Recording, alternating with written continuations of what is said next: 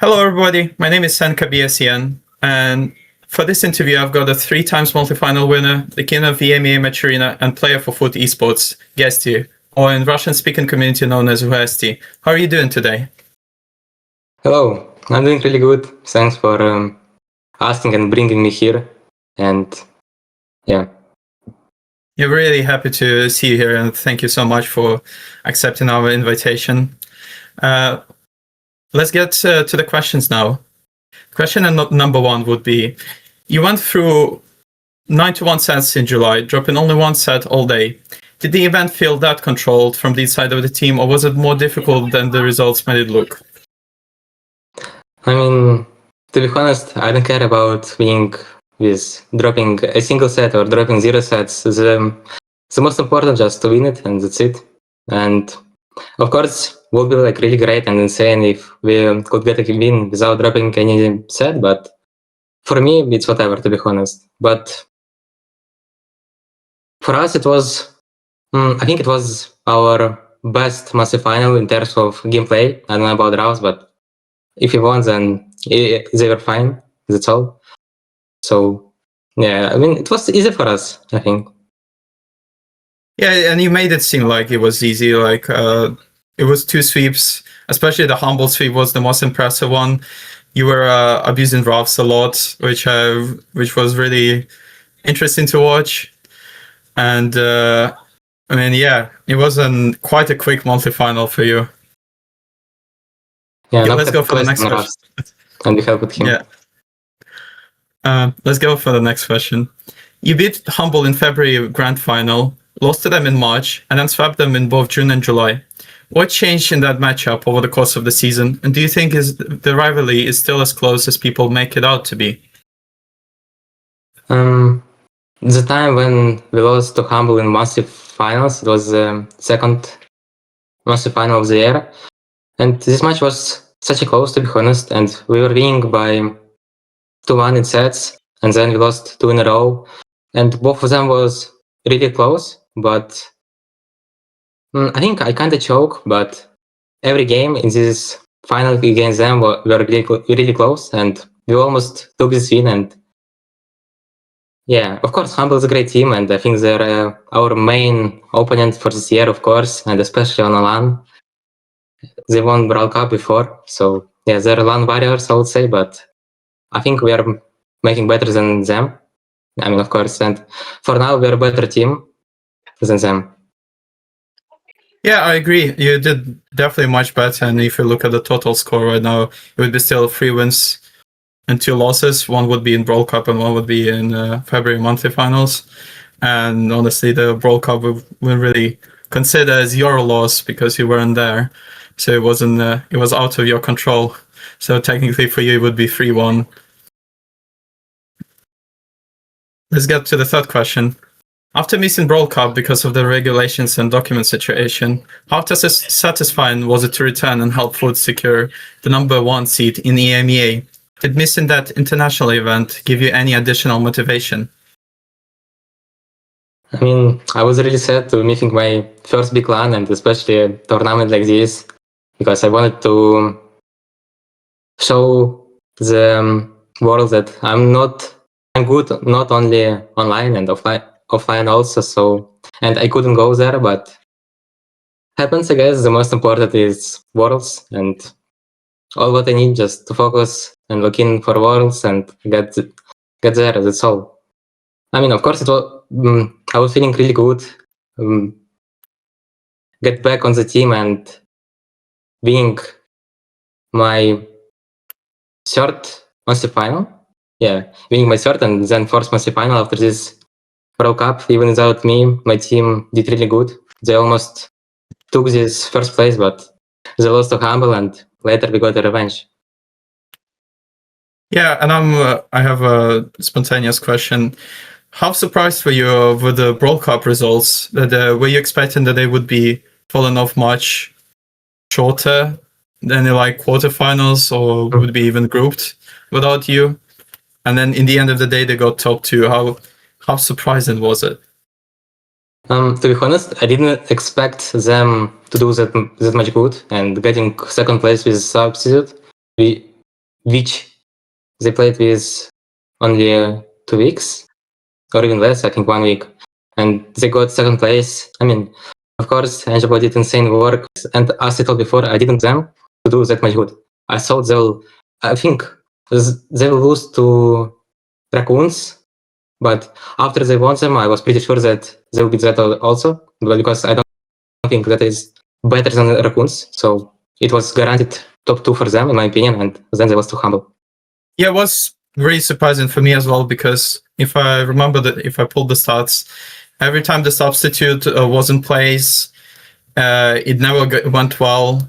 For example, when it was for Brawl Cup last year, there was a RNTX substitute, there was Jar instead of one of the players, and then also more personal. There would have been when Nob couldn't get the visa for LCQ 2024, Bobby got in, and it went well for the group stage, but then in the playoffs they couldn't pull it off. And there are like many other examples. This is actually the first time when the substitute did exceptionally well.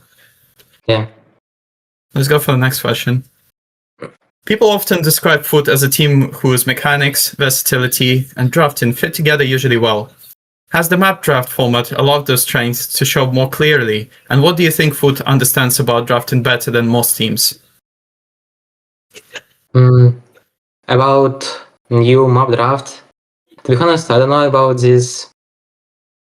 Because, to be honest, for me it looks fine, but I think most of the teams doesn't know how to like pick their best map and how to prepare with this, because mostly I don't think any teams like doing really good even on their own map pick, and they're still losing sometimes. But for us, I think every time when we pick our map, and we never lost on this, because of course we are prepared for this map, because we were training a lot on scrims, and especially prepared draft for this map. So, and that's all. And we're being mostly in drafts also, I think, because me and Angelo, both of us understand meta pretty good. Sometimes we're arguing with each other, but it's fine. I think it's even better than we were just like just saying yes to each other with any idea, without any arguments. So yeah, just both of us understanding meta pretty good, and that's it. Another question for me would be, is it much more difficult now to prepare the drafts and prepare for the monthly finals or LANs now that the map draft is in? Or has it actually became slightly easier so that now you can control the maps you can pick, the maps you can avoid? To be honest, back to the times when I was in Totem as a coach, we were preparing with Angelo every time for every tournament, for every map, and it could take like 5 hours even, or even more sometimes. Yeah, it took a lot of time for us to prepare. But now we changed the strategy, and sometimes we're just preparing bans and first pick, and that's all. But sometimes, yeah, we have to prepare a bit more and do wall draft scenario. And what was the question? Is it now easier to prepare for the for LANs and monthly finals with the map draft, or harder? No, I think it's harder, because you know which map opponents picked and which global bans they did only 1 hour before our match. So we have only 1 hour to prepare with their global bans and their map pick. So it's probably harder, but for us it doesn't matter. Okay. Now with the question number 5, we'll mention Brawl Stars esports rating.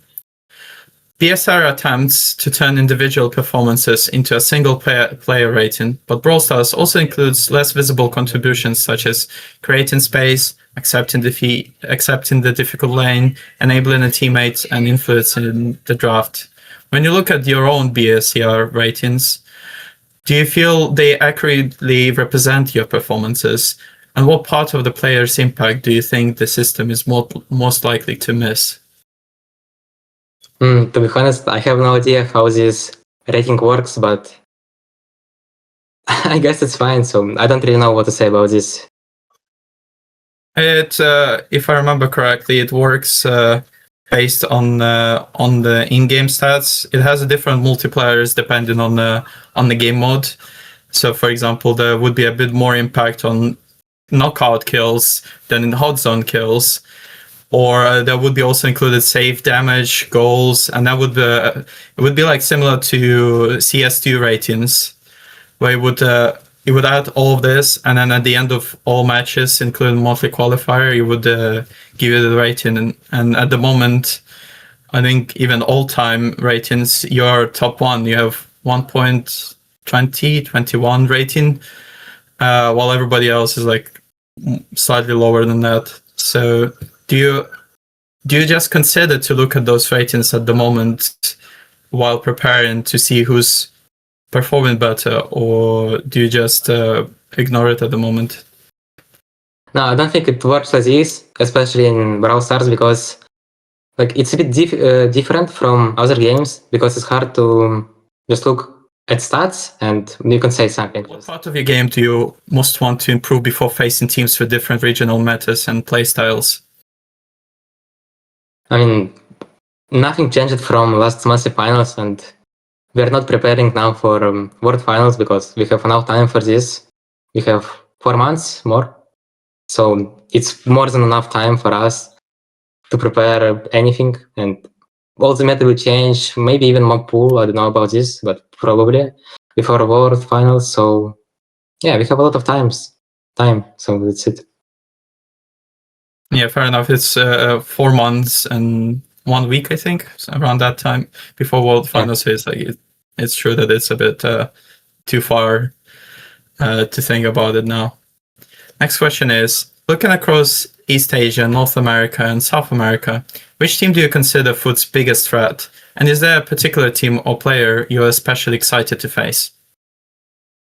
I think the strongest region is East Asia. I think, yeah, it was like this before even, so nothing changed in my opinion. And the strongest team, it's between Crazy Raccoon and Zeta, of course, but I don't really know who to choose. And will be their massive final in 2 days, I think, or 3 days. So we will see who is better in Saturday. the region for this time. But I would like to face both of them in World Finals, to be honest. I would like to face Zeta, and I would like to face Crazy Raccoon. What about the sub-region teams, like the... I mean, no doubt that you don't consider Chinese teams, but what about RNTX? Would they be a challenge to face against or not?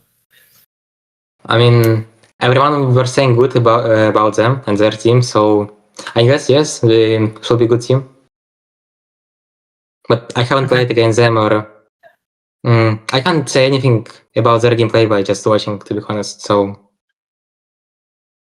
you'll see. Yeah. If you get in the same group. Okay, and the last question is, after dominating EMEA for most of the season, would anything short of winning the World Finals feel disappointing? Or do you try to avoid placing that level of expectation on yourself? To be honest, I was thinking about it sometimes because like it's LAN tournament, the biggest tournament of the year, the most important tournament of the year. So I think everything will be about if I can hold my emotion and how I will play on the match day, especially I think on the first match, because it's the most important. If we will be able to win this first match, we'll get confidence, especially for me, because as told before, it will be my first big LAN tournament, like so big. And yeah, I think if we will be able to win first match, it will be enough to get confidence, and that's all. Should be fine then. How do you feel about standing at the scene? Do you already prepare playing while standing, or is it not a problem for you? No, I haven't tried, but I don't think it's a problem. Yeah, I don't think it's like hard to do something or anything changes. Okay.